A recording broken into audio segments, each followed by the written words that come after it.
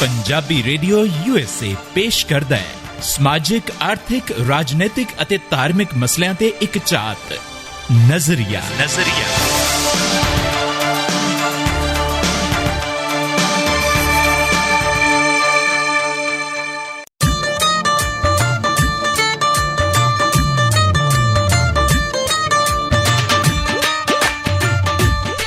ਪੰਜਾਬੀ ਜਿਹੜੀ USA ਤੇ programme ਨਜ਼ਰੀਆ ਤੁਸੀਂ ਸੁਣ ਰਹੇ ਹੋ ਤੇ ਬਹੁਤ ਸਾਰੀਆਂ ਗੱਲਾਂ ਬਾਤਾਂ ਅਸੀਂ ਤੁਹਾਡੇ ਨਾਲ ਕਰਨ ਦੇ ਵਾਸਤੇ ਪਹੁੰਚ ਗਏ ਆ ਜੀ। ਹਾਂਜੀ, ਆਪਾਂ ਮੂੰਹ ਦੇ ਵਿੱਚ ਕੋਈ ਘੁੰਗਣੀਆਂ ਪਾਈਆਂ? ਨਹੀਂ ਮੂੰਹ 'ਚ ਘੁੰਗਣੀਆਂ ਨਹੀਂ ਪਾਈਆਂ। ਮੈਂ ਤੇ ਸੋਚਦੀ ਆ ਜਿਹੜਾ ਬੋਲੇ ਹੋਈ ਉਹ ਕੁੰਡਾ ਖੋਲੇ। ਲਓ ਜੀ, ਫਿਰ ਖੋਲ ਦਿੱਤਾ ਚਰਨਜੀਤ ਜੋਗੀ ਨੇ ਕੁੰਡਾ। ਓਏ ਹੋਏ ਅੱਜ ਇਹ ਲੰਘ ਗਈ ਹੈ। ਨਾ ਜੀ, ਅੰਦਰ ਵੜ ਕੇ ਮੈਂ ਅੰਦਰੋਂ ਕੁੰਡੀ ਲਾ ਲਈ ਹੈ। ਮੈਂ ਕਿਹਾ ਘਰ ਵਾਲੇ ਘਰ ਨਹੀਂ, ਸਾਨੂੰ ਕਿਸੇ ਦਾ ਡਰ ਨਹੀਂ, ਚਲੋ ਹੋ ਜਾਓ ਤਿੱਤਰ। ਅੱਛਾ, ਹਾਂਜੀ। ਤੇ ਆ ਜਿਹੜੇ ਸੁਣਨ ਵਾਲੇ ਨੇ, ਨਾਲੇ ਮੈਂ ਤਾਂ ਆ ਗਈ, ਮੈਂ ਤੇ ਆਉਂਗੀ, ਚਾਹ ਪਾਣੀ ਵੀ ਪੀਉਂਗੀ, ਪਕੌੜੇ ਸ਼ਕੌੜੇ ਵੀ ਖਾਉਂਗੀ। ਸ਼ਕੌੜੇ ਖਾ ਲਈ ਤੂੰ? ਅੱਛਾ ਹਾਂ, ਤੇ ਅਸੀਂ ਪ੍ਰੋਗਰਾਮ ਤੇ ਆਪੇ ਗੱਲ ਸੁਣਨ ਵਾਲੇ ਮੈਨੂੰ ਸੁਣਨ ਨੂੰ ਬੈਠੇ ਆ। ਤੇਰੇ ਵਾਸਤੇ ਕਿਤੇ ਕੰਨ ਨਹੀਂ ਧਰਸੇ ਪੈ ਅਗਲੇ ਦੇ। ਹਾਏ ਨਹੀਂ, ਤੇ ਮੈਂ ਇੱਥੇ ਕੀ ਕਰਨ ਆਈ ਆ? ਬਸ ਤੂੰ ਜਿਹੜਾ ਆਪਣਾ ਕੰਮ ਕਰ ਦੇਖ ਤੇ ਕਰ ਤੇ ਆਪਣੇ ਆਓ ਜਾ ਤੇ ਆਓ ਨਾ। ਇਸ ਤੋਂ ਇਲਾਵਾ ਮੇਰਾ ਕਿਹੜਾ ਹੋਰ ਕੰਮ ਕਰ? ਲੈ ਦੱਸ ਭਲਾ, ਇੰਨਾ ਇੱਥੇ ਖਲਾਰਾ ਪਿਆ ਕਰ ਇਕੱਠਾ। ਅੱਛਾ, ਹਾਂਜੀ, ਮਤਲਬ ਹੁਣ ਮੈਂ ਝਾੜੂ ਪੋਚਾ ਕਰਾਂ ਇੱਥੇ? ਓਏ ਹੋਏ, ਝਾੜੂ ਨਹੀਂ ਕਹੀਦਾ ਹੁੰਦਾ। ਇਹ ਕਹਿਣਗੇ ਅਗਲੇ ਵੀ ਖਰੇ ਕਿਸੇ ਪਾਰਟੀ ਦੀ। USA ਟਿਊਨ ਕੀਤਾ ਤੁਸੀਂ। ਰਮਨੀਕ ਕੌਰ ਤੇ ਚਰਨਜੀਤ ਜੋਗੀ ਤੁਹਾਡੇ ਨਾਲ ਨੇ। ਪ੍ਰੋਗਰਾਮ ਚੱਲ ਰਿਹਾ ਜੀ ਇਸ ਵੇਲੇ ਨਜ਼ਰੀਆ, ਤੇ ਨਜ਼ਰੀਆ ਦੇ ਵਿੱਚ ਮੈਂ ਤੁਹਾਨੂੰ ਅਲਰਟ ਕਰਨ ਆਈ ਹਾਂ ਜੋਗੀ ਜੀ। ਹਾਂਜੀ, ਆ ਜਿਹੜੀ ਮੋਢਾ ਕੱਢ ਕੇ ਫੋਟੋਆਂ ਪਾਈਆਂ ਨਾ, ਗੈਟ ਮਾਈ ਫਸਟ ਸ਼ਾਟ ਵੈਕਸੀਨੇਸ਼ਨ ਦਾ। ਮੇਰੀ ਸਹੇਲੀ ਨੇ ਵੀ ਇੱਕ ਡਿਜ਼ਾਈਨਰ ਬਲਾਊਜ਼ ਬਣਵਾਇਆ ਆਪਣਾ। ਅੱਛਾ, 2 ਮੋਹਰੀਆਂ ਵਾਲਾ। ਵਾਹ। ਉਹਨੇ ਦੋਨੋਂ ਵਾਰੀ ਉਹੀ ਪਾਉਣਾ। ਪਹਿਲੀ ਮੋਹਰੀ ਤੇ ਪਹਿਲਾ ਟੀਕਾ ਲੱਗਾ, ਹੁਣ ਦੂਜਾ ਟੀਕਾ ਲੱਗੂ ਦੂਜੀ ਮੋਹਰੀ ਤੇ। ਓ ਵੈਰੀ ਗੁੱਡ, ਬੜੀ ਸਿਆਣੀ ਆ। ਨਹੀਂ ਤਾਂ ਸਾਡੇ ਚਾਚੇ ਵਾਂਗੂ ਉਹਨੇ ਕਿਤੇ ਕਮਲੀ ਨਹੀਂ ਘੋੜ ਦਿੱਤਾ। ਕੀ ਕੀਤਾ ਤੁਹਾਡੇ ਚਾਚੇ ਨੇ? ਸਾਡੀ ਚਾਚੀ ਨੇ ਇੱਕ ਦਿਨ ਚਾਚੇ ਨੂੰ ਪੁੱਛਿਆ ਵੀ ਤੈਨੂੰ ਕੀ ਪਸੰਦ ਆ? ਅੱਛਾ, ਸਾਡਾ ਚਾਚਾ ਕਹਿੰਦਾ ਮੈਨੂੰ ਹੈਗੀ ਆ ਖੀਰ ਪਸੰਦ ਆ। ਬੱਲੇ, ਬਹੁਤ, ਮੇਰੀ ਵੀ ਫੇਵਰੇਟ। ਲਓ ਜੀ, ਚਾਚੀ ਕਹਿੰਦੀ ਗੱਲ ਹੀ ਕੋਈ ਨਹੀਂ। ਫਿਰ ਲਓ ਜੀ, ਚਾਚੀ ਚਾਚੇ ਨੂੰ ਭਰਮਾਉਣ ਦੇ ਲਈ, ਚਾਚੀ ਚਾਚੇ ਨੂੰ ਲੁੱਟਣ ਦੇ ਲਈ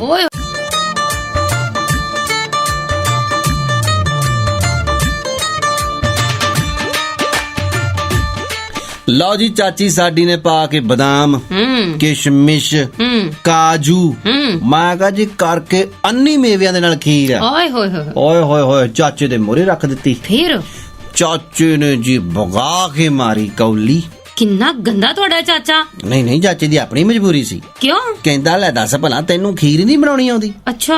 ਸੁਦਾ ਦੁੱਧ ਮੈਨੂੰ ਫੜਾਤਾ, ਵਿੱਚ ਚੌਲ ਵੀ ਪਾਈਦੇ ਇਹਦੇ। ਇਹਦੇ ਵਿੱਚ ਹੋਰ ਵੀ ਕਈ ਕੁਝ ਪਾਈਦਾ। ਚਾਚੀ ਨੇ ਮਾਰਿਆ ਮੱਥੇ ਤੇ ਹੱਥ ਤੇ ਚੱਕ ਕੇ ਕੌਲੀ ਰਿਵਰਸ ਗੇਅਰ ਦੇ ਵਿੱਚ ਮਾਰੀ ਉਹਦੇ ਗਿੱਟਿਆਂ ਦੇ ਵਿੱਚ। ਕਹਿੰਦੀ ਮਰ ਜਾਣਿਆ, ਇਹਨੂੰ ਖਾਣ ਤੋਂ ਪਹਿਲਾਂ ਮੂੰਹ ਤੋਂ ਮਾਸਕ ਤਾਂ ਲਾ ਲੈਂਦਾ, ਪੁੜ ਕੇ ਹੀ ਖਾ। ਇਹ ਹਾਲ ਨਾ ਤੁਹਾਡੇ ਚਾਚੇ ਦਾ ਨਹੀਂ, ਬਹੁਤ ਸਾਰੀ ਦੁਨੀਆ ਜਿਹੜੀ ਹੈ ਨਾ, ਇੰਨੀ ਇੱਕ ਵਹਿਮਾ ਭਰਮਾ ਦੀ ਪੱਟੀ ਹੈ ਕਿ ਪੁੱਛੋ ਹੀ ਨਾ। ਪਤਾ ਨਹੀਂ ਲੱਗਦਾ ਦੁਨੀਆ ਨੂੰ ਵੀ ਹੋ ਕੀ ਰਿਹਾ। ਦੇਖੋ, ਜੇਕਰ ਅਸੀਂ ਸ਼ੁਰੂਆਤੀ ਦੌਰ ਤੋਂ ਲੈ ਕੇ ਹੁਣ ਤੱਕ ਦੇਖੀਏ, ਸਰਕਾਰ ਨੇ ਭੰਬਲ ਭੂਸੇ ਦੇ ਵਿੱਚ ਪਾਤਾ ਕਿ ਲੋਕਾਂ ਨੂੰ ਪਤਾ ਹੀ ਨਹੀਂ ਲੱਗਦਾ ਯਾਰ ਕਰੀਏ ਕੀ। ਕਈ ਵਿਚਾਰੇ ਐਸੇ ਕਿ ਜਿਹੜੇ ਸੈਨੀਟਾਈਜ਼ਰ ਜਦੋਂ ਤੁਸੀਂ ਦਿੰਦੇ ਆ, ਉਹ ਵਿਚਾਰੇ ਹੱਥ ਤੁਹਾਨੂੰ ਮਲ ਕੇ ਸਿਰ ਨੂੰ ਵੀ ਮਲਦੇ ਆ, ਕਈ ਮੂੰਹ ਨੂੰ ਵੀ ਮਲਦੇ ਆ, ਕਈ ਵਿਚਾਰੇ ਕਈ ਤਾਂ ਪੀਣ ਤੱਕ ਵੀ ਜਾਂਦੇ ਆ। ਠੀਕ ਹੈ ਨਾ।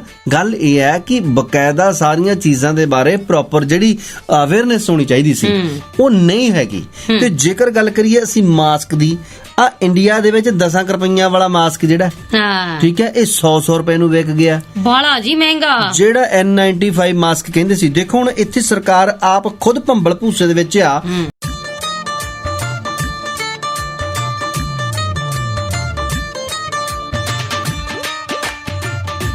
ਸਰਕਾਰ ਤੇ ਜੋਗੀ ਜੀ ਇੰਨੀ ਕਿ ਕਨਫਿਊਜ਼ਡ ਹੈ ਕਿ ਪੁੱਛੋ ਨਾ। ਪਹਿਲਾਂ ਕਿ N95 ਮਾਸਕ ਪਾਓ, ਉਹਦੇ ਨਾਲ ਹੀ ਕਰੋਨਾ ਰੁਕਣਾ। ਫਿਰ ਕਿ ਨਹੀਂ ਇਹਦੀ ਤਾਂ ਕੋਈ ਲੋੜ ਹੀ ਨਹੀਂ। ਫਿਰ ਆ ਰੈਮਡੇਸਿਵਿਰ ਬਹੁਤ ਜ਼ਿਆਦਾ ਲੋੜ ਆ ਜੀ। ਫਿਰ ਕਹਿੰਦੇ ਨਹੀਂ ਰੈਮਡੇਸਿਵਿਰ ਦੀ ਤਾਂ ਲੋੜ ਹੀ ਨਹੀਂ। ਫਿਰ ਕਹਿੰਦੇ ਪਲਾਜ਼ਮਾ ਥੈਰੇਪੀ ਦੇ ਨਾਲ ਬੰਦਾ ਠੀਕ ਹੋਊ। ਲੋਕਾਂ ਨੇ ਦੇ ਖੂਨ ਤੇ ਖੂਨ ਦਿੱਤਾ, ਦੇ ਪਲਾਜ਼ਮਾ ਡੋਨੇਟ ਕੀਤਾ। ਬਾਅਦ ਚ ਕਹਿੰਦੇ ਨਹੀਂ ਕਰੋਨਾ ਚ ਤਾਂ ਪਲਾਜ਼ਮਾ ਥੈਰੇਪੀ ਕੰਮ ਹੀ ਨਹੀਂ ਕਰਦੀ। ਬਸ ਆਹੀ ਤਾਂ ਗੱਲਾਂ ਜੀ ਕਿ ਇਹ ਜਿਹੜੀਆਂ ਚੀਜ਼ਾਂ ਨੇ ਸਾਨੂੰ ਜਿਹੜੀਆਂ ਸਾਹਮਣੇ ਆ ਰਹੀਆਂ ਨੇ, ਇਹਨਾਂ ਚੀਜ਼ਾਂ ਨੇ ਸਾਨੂੰ ਬਹੁਤ ਪਰੇਸ਼ਾਨ ਕੀਤਾ। ਲੋਕ ਤੇ ਪਰੇਸ਼ਾਨ ਹੋਏ, ਸਰਕਾਰ ਖੁਦ ਪਰੇਸ਼ਾਨ ਹੋਈ। ਆਪਣੇ ਬਿਆਨਾਂ ਤੋਂ ਪਲਟਦੀ ਹੋਈ, ਯੂ ਟਰਨ ਲੈਂਦੀ ਹੋਈ ਸਰਕਾਰ। ਲਓ ਜੀ, ਗੱਲ ਹੈਗੀ ਇਦਾਂ ਕਿ ਦਵਾਈਆਂ ਦੀ ਗੱਲ ਹੁਣ ਕਰ ਲਈ ਆਪਾਂ। ਕਰੋਨਾ ਵੈਕਸੀਨੇਸ਼ਨ ਜਿਹੜਾ ਦੌਰ ਆ, ਉਹ ਪੂਰੇ ਜ਼ੋਰਾਂ ਸ਼ੋਰਾਂ ਦੇ ਨਾਲ ਭਾਰਤ ਵਿੱਚ ਸ਼ੁਰੂ ਹੋਇਆ। ਕੋਵਿਸ਼ੀਲਡ ਜਿਹੜੀ ਹੈ ਉਹ ਔਰ ਕੋਵੈਕਸਿਨ ਜਿਹੜੀ ਹੈ ਉਹ ਦੋਨੋਂ ਇਹਦੀਆਂ ਆਪ ਦੀਆਂ ਦਵਾਈਆਂ ਆ, ਪਰ ਇੱਥੇ ਆਪਣੀਆਂ ਦਵਾਈਆਂ ਦੇ ਵਿੱਚ ਹੀ ਇਹ ਕੰਪੀਟੀਸ਼ਨ ਕਰਵਾਇਆ। ਕੌਨਫੀਡੈਂਸ ਜਿਹੜਾ ਸੀਗਾ ਨਾ ਲੋਕਾਂ ਦਾ ਲੋ ਕੀਤਾ, ਲੋਕਾਂ ਨੂੰ ਇਹ ਕਿਹਾ ਗਿਆ ਕੋਵੈਕਸਿਨ ਨਹੀਂ ਸਹੀ, ਕੋਵਿਸ਼ੀਲਡ ਸਹੀ ਹੈ। ਹਾਂ, ਜਿਹੜੀਆਂ ਇਹ ਚੀਜ਼ਾਂ ਨੇ ਇਹ ਸਰਕਾਰ ਜੀ ਇਹ ਚੰਗੀਆਂ ਨਹੀਂ, ਜਿਨ੍ਹਾਂ ਨੇ ਕੋਵੈਕਸਿਨ ਲਗਵਾ ਲਈ ਹੈ ਔਰ ਦੂਸਰੀ ਡੋਜ਼ ਦਾ ਇੰਤਜ਼ਾਰ ਕਰ ਰਹੇ, ਉਹ ਹੁਣ ਵਿਚਾਰੇ ਉਹਨਾਂ ਦਾ ਬਾਂਦਰ ਦਾ ਤੁਸੀਂ ਧੁੱਪੇ ਬੰਨਤਾ, ਉਹ ਕਿੱਧਰ ਜਾਣ ਜੀ? ਉਹ ਹੁਣ ਕਿਸ ਪਾਸੇ ਜਾਣ? ਉਹ ਕੋਵਿਸ਼ੀਲਡ ਦਾ ਦੂਸਰਾ ਡੋਜ਼ ਲੈਣ ਜਾਂ ਕੋਵੈਕਸਿਨ ਦਾ ਲੈਣ, ਜਾਂ ਫਿਰ ਹੁਣ ਤੁਸੀਂ ਇੱਕ ਤੀਸਰਾ ਸਪੁਤਨਿਕ ਵੀ ਲੈ ਆਂਦਾ ਜੀ, ਠੀਕ ਹੈ ਨਾ। ਉਹਦੇ ਹੁਣ ਸਾਨੂੰ ਇਹ ਹੈ ਕਿ ਜਿਹੜੇ ਲੋਕਾਂ ਨੂੰ ਸਰਕਾਰ ਨੇ ਰਾਹੇ ਪਾਉਣਾ ਹੁੰਦਾ, ਪਰ ਸਰਕਾਰ ਡੰਡੀਓ ਡੰਡੀ ਜਿਹਨੂੰ ਆਪ ਨੂੰ ਰਾਹ ਨਹੀਂ ਕੋਈ ਲੱਭਦਾ, ਉਹ ਕਦੇ ਕਿਸੇ ਰਾਹੇ ਪਾਉਂਦੀ ਹੈ, ਕਦੇ ਕਿਸੇ ਰਾਹੇ ਪਾਉਂਦੀ ਹੈ। ਇਸ ਹਰ ਚੜ੍ਹਦੀ ਸਵੇਰ ਤੋਂ ਢਲਦੀ ਰਾਤ ਤਾਈਂ ਸਾਲ ਦੇ 365 ਤੇ ਹਫਤੇ ਦੇ 7 ਦਿਨ ਸੁਣਦੇ ਰਹੋ ਆਪਣਾ ਮਾਨਯੋਗ ਤੇ ਮਨ ਪਾਉਂਦਾ ਰੇਡੀਓ, ਪੰਜਾਬੀ ਰੇਡੀਓ USA।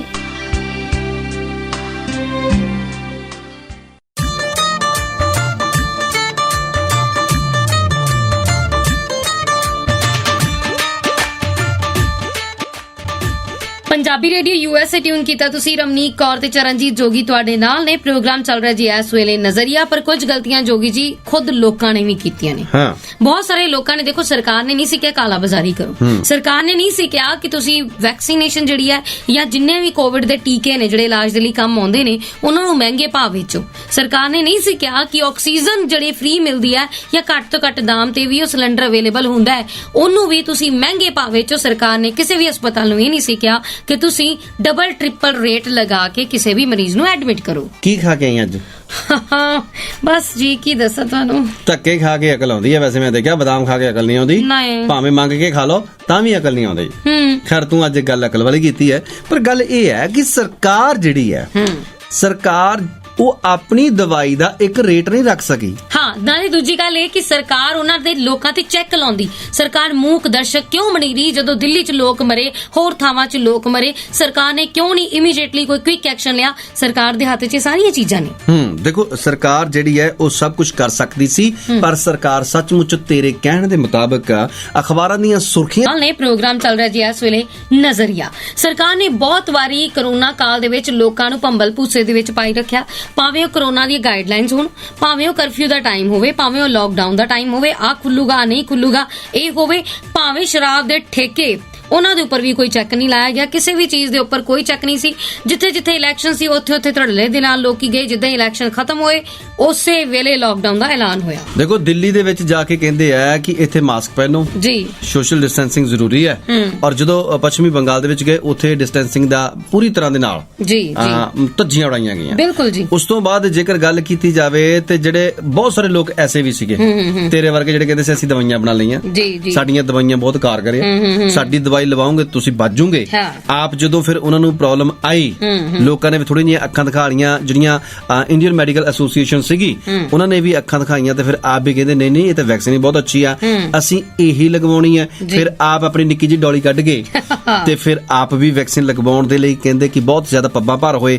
ਗੱਲ ਇਹ ਹੈ ਕਿ ਇਹ ਜਿਹੜੀਆਂ ਇੰਨੀਆਂ ਚੀਜ਼ਾਂ ਚੱਲੀਆਂ ਯਕਦਮ ਇਹਨਾਂ ਦੇ ਉੱਪਰ ਰੋਕ ਕਿਉਂ ਨਹੀਂ ਲੱਗੀ? ਸਰਕਾਰ ਨੇ ਕਿਉਂ ਇੰਨੀ ਢਿੱਲ ਦਿੱਤੀ ਕਿ ਨੀਟੂ ਸ਼ਟਰਾਂ ਵਾਲੇ ਵਰਗਾ ਬੰਦਾ ਉੱਠ ਕੇ ਵੀ ਕਹਿ ਦੇਵੇ ਕਿ ਮੈਂ ਦਵਾਈ ਬਣਾਈ?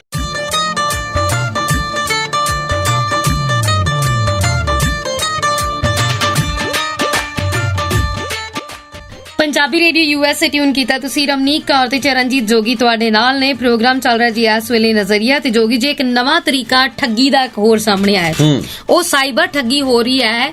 ਮਤਲਬ ਕਿ ਵੈਕਸੀਨੇਸ਼ਨ ਕੈਂਪ ਹੈ ਨਹੀਂ ਕਿਤੇ, ਲੇਕਿਨ ਉਹਦੇ ਪੋਸਟਰ ਬਣਾ ਕੇ ਬਕਾਇਦਾ ਜਨਰੇਟ ਕੀਤੇ ਜਾਂਦੇ ਨੇ, WhatsApp ਤੇ ਲੋਕਾਂ ਨੂੰ ਭੇਜੇ ਜਾਂਦੇ। ਉਹ ਲੋਕੀ ਮੇਰੇ ਵਰਗੇ ਮੂਰਖ ਅੱਗੋਂ ਦੀ ਅੱਗੋਂ ਆਪੇ ਹੀ ਜਨਰੇਟ ਕਰ ਦਿੰਦੇ ਨੇ, ਲੋਕਾਂ ਨੂੰ ਭੇਜ ਦਿੰਦੇ ਨੇ। ਫਿਰ ਕੋਈ ਉੱਠ ਕੇ ਤੁਹਾਡੇ ਵਰਗਾ ਸਿਆਣਾ ਉਹ ਉੱਥੇ ਫੋਨ ਕਰਦਾ ਹੈ ਜਾਂ ਉੱਥੇ ਬੁਕਿੰਗ ਕਰਦਾ ਵੈਕਸੀਨੇਸ਼ਨ ਲਈ। ਮੈਂ ਤਾਂ ਨਹੀਂ ਕਰਦਾ। ਅੱਛਾ, ਮੈਂ ਸਿਆਣਾ ਹੀ ਨਹੀਂ ਨਾ। ਓਹੋ, ਮਤਲਬ ਮੇਰੇ ਵਰਗਾ ਮੂਰਖ ਕਰਦਾ ਹੈ। ਅੱਛਾ ਹੁਣ ਕਰਦਾ। ਅੱਛਾ ਫਿਰ ਕੀ ਹੁੰਦਾ ਹੈ? ਉਸ ਤੋਂ ਬਾਅਦ ਅਗਲਾ ਬੰਦਾ ਕਹਿੰਦਾ ਕਿ ਇਦਾਂ ਕਰੋ, ਆਪਣੇ ਆਧਾਰ ਕਾਰਡ ਦੀ ਡਿਟੇਲ ਭੇਜ ਦਿਓ, ਤੁਹਾਡੇ ਲਈ ਵੈਕਸੀਨੇਸ਼ਨ ਰੱਖ ਦਾਂਗੇ। ਮੇਰੇ ਵਰਗਾ ਮੂਰਖ ਉਹ ਵੀ ਕਰ ਦਿੰਦਾ, ਆਧਾਰ ਕਾਰਡ ਦੀ ਡਿਟੇਲ ਦੇ ਦਿੰਦਾ। ਦੇਖੋ ਆਮ ਤੌਰ ਤੇ ਇੰਨਾ ਬੱਚੇ ਨੂੰ ਵੀ ਪਤਾ ਕਿ ਆਧਾਰ ਕਾਰਡ ਦੀ ਡਿਟੇਲ ਨਹੀਂ ਦੇਈਦੀ, ਲੇਕਿਨ ਵੈਕਸੀਨੇਸ਼ਨ ਦੇ ਲਈ ਤੁਹਾਨੂੰ ਪਤਾ ਹੋਏਗਾ। ਔਰ ਨੰਬਰ 2, ਜਦੋਂ ਤੁਸੀਂ ਕਰੋਨਾ ਟੈਸਟ ਕਰਾਉਂਦੇ ਹੋ ਆਧਾਰ ਡਿਟੇਲ ਦੇਣੀ ਪੈਂਦੀ ਹੈ ਮਜਬੂਰੀ ਦੇ ਵਿੱਚ। ਬਿਲਕੁਲ। ਸੋ ਬੰਦਾ ਇਹ ਸੋਚ ਲੈਂਦਾ ਵੀ ਚਲੋ ਦੇ ਦਿੰਨੇ ਕੋਈ ਗੱਲ ਨਹੀਂ, ਹੈ ਨਾ, ਤੇ ਉਹ ਵੀ ਕੰਮ ਹੋ ਜਾਂਦਾ ਹੈ। ਉਸ ਤੋਂ ਬਾਅਦ ਕੀ ਹੁੰਦਾ ਹੈ ਕਿ ਮੇਰੇ ਵਰਗੀ ਦੇ ਫੋਨ ਤੇ ਇੱਕ ਮੈਸੇਜ ਆਉਂਦਾ ਹੈ ਜਿਹਦੇ ਤੇ ਕਿਹਾ ਜਾਂਦਾ ਹੈ ਤੁਹਾਡਾ ਕੋਵਿਡ ਦਾ ਟੈਸਟ ਹੋ ਚੁੱਕਾ ਹੈ, ਤੁਸੀਂ।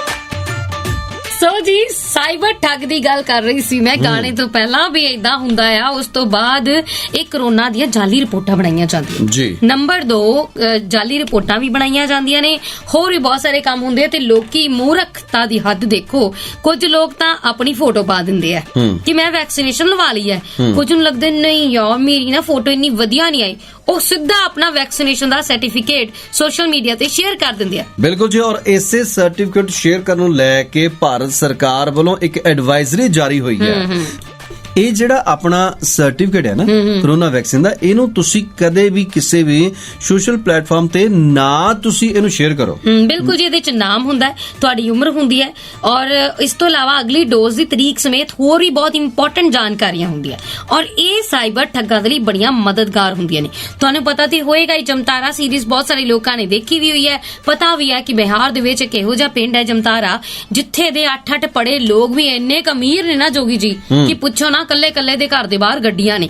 ਔਰ ਉਹਦੀ ਵਜ੍ਹਾ ਇੱਕੋ ਇੱਕ ਇਹੀ ਹੈ ਕਿ ਇਹ ਲੋਕ ਮਾਰਦੇ ਨੇ ਠੱਗੀਆਂ, ਔਰ ਤੁਹਾਡੇ ਮੇਰੇ ਵਰਗੇ ਨੂੰ ਫੋਨ ਕਰਕੇ ਕਹਿ ਦਿੰਦੇ ਨੇ ਤੁਹਾਡੇ ATM ਦੀ ਡਿਟੇਲ।